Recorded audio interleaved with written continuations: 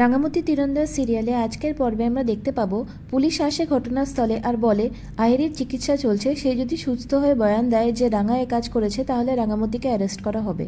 এরপরে আমরা দেখি বৃন্দা চুপি চুপি কারোর সাথে দেখা করার প্ল্যান করে। অন্যদিকে আহিরির অপারেশন ভালো ভালো মিটে যায়, কিন্তু একলব্য কিছুতেই শান্ত হতে পারছে না রাঙার পরিণতির কথা ভেবে। আমরা দেখতে পাই বৃন্দা দেখা করতে এসেছিল সুব্রতর সাথে।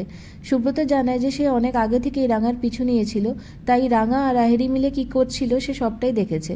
আর সবাই ঘর থেকে বেরিয়ে গেলে ক্যামেরাটা সে নিজেই সরিয়ে দেয় আর রেকর্ডিংটা ফোনে ট্রান্সফার করে নিয়ে বৃন্দাকে দিয়ে দেয়। বৃন্দা বলে যে তার কাছে এমন একটা জব্বর প্রমাণ এসছে যে সে এক হাতে আহিরিকে নাচাবে আর এক হাতে রাঙাকে, কিন্তু প্রথমে তো রাঙাকে জেলে পাঠাতেই হবে। অন্যদিকে রাঙা চিন্তায় অস্থির হয়ে যায় যে ক্যামেরাটা কে সরিয়েছে, সব প্রমাণটা যে ক্যামেরার মধ্যেই রেকর্ডেড হয়েছিল। এরপরে একলব্য বাড়ি আসে আর বলে সে যেন নিজের ঘরটাতেই থাকে, জীবনেও একলব্যর ঘরে না ঢোকে, কারণ একলব্য বুঝতেই পারছে না যে রাঙা এরকম একটা কাজ কেন করলো। এরপরে রাগের মাথায় একলব্য বলে যে আজ থেকে এই মুহূর্তে আমি তোমার প্রতি আমার সমস্ত দায়বদ্ধতা শেষ করলাম।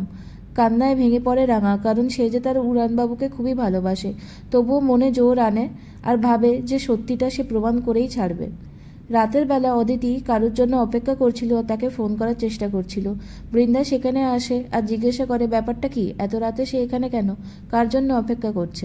হঠাৎ দরজায় কেউ নক করে, বৃন্দা দরজা খুলতে যায় আর অদিতির টেনশন শুরু হয়ে যায়।